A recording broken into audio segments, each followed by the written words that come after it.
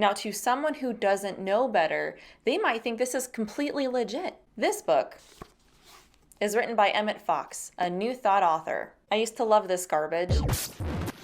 Hello, I'm Melissa Dougherty here for CrossExamined.org. I spent a portion of my Christian life believing in New Age and occult beliefs, thinking they were actually Christian beliefs. How is this possible?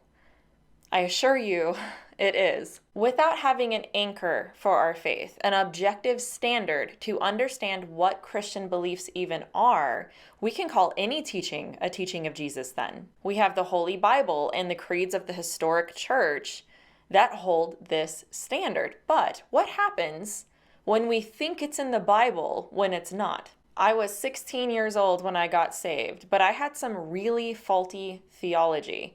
I was reading New Age books and had no idea that they were New Age. Not only that, first and foremost, the most important thing, I never read my Bible. This happens to many Christians, I'm finding, more than we think. When we hear Christian terms and scriptures being quoted, we tend to think of that as a good thing, right? But we need to know when there is a distortion of these beliefs. Many people say that they believe in Jesus, but which Jesus matters? Many New Age, New Thought teachings sound Christian. To be more specific, New Thought is supposed to sound Christian. They go out of their way to sound Christian. They have the same exact terms. They use these same words, but without knowing what they mean in a biblical sense, we can easily assume they're elaborating on what Scripture says. So it really comes down to one thing, which is good hermeneutics, exegeting Scripture properly, how it was written. But let me give you an example of how this can be twisted by New Thought authors. I'm going to read an excerpt from this New Thought book. This will sound scriptural. This whole book is about the Sermon on the Mount. And in this excerpt, he's talking about the scripture that says, "Forgive us our trespasses as we forgive them that trespass against us." This is his commentary on that passage. Prayer. Let us notice here that Jesus has so arranged this marvelous prayer that it covers the entire ground of the unfoldment of our souls completely. It omits nothing that is essential for our salvation. This is a critical factor of our forgiveness. He then explains what our true nourishment or supply is. Christ. The forgiveness of sins is the central problem of life. Sin is a sense of separation from God and is the major tragedy of the human experience. It is, of course, rooted in selfishness. Sounds good, doesn't it? Sounds scriptural. Sounds super spiritual, doesn't it? He talks about prayer, the Bible, and even sin and forgiveness. Now, to someone who doesn't know better, they might think this is completely legit. This book is written by 𝗦𝗢𝗂𝗧𝗜𝗕𝗂, a New Thought author. I used to love this garbage.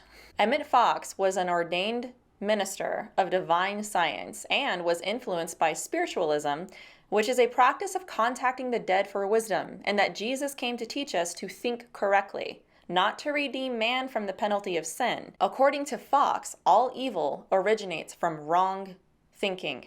Evil is not a sin. Sin is actually thinking incorrectly. All illness originates from negative thinking. Now, I read this, but let me read the next few sentences to you.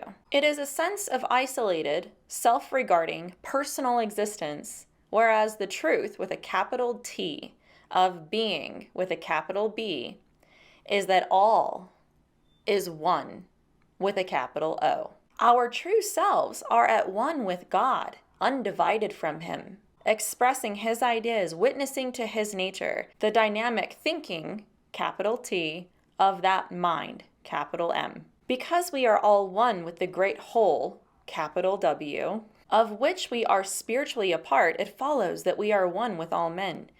We share in this divinity. Man is divine. We are God. To me, this is a total bait and switch. To the unsuspecting Christian, this might sound great. This might sound good. Sin, gospel, Jesus, Bible, faith, salvation, all these terms are used that mean something totally different. In this way, Christians can adopt New Age and New Thought beliefs without realizing that's what they even did to begin with. It's like buying imitation crab made out of tofu and cardboard, but because it says fresh crab on the label, you believe it. There is such thing as an imitation Jesus, and the longer that I'm in ministry, the more I am grateful for Scripture, as it leaves no question about who Jesus is. It points to the authenticity of the character and work of Jesus. If you're interested in learning more about this topic and my ministry, feel free to visit my YouTube channel or website listed in the description. And for more exclusive content from myself and other great apologists, make sure to subscribe to CrossExamined.org below.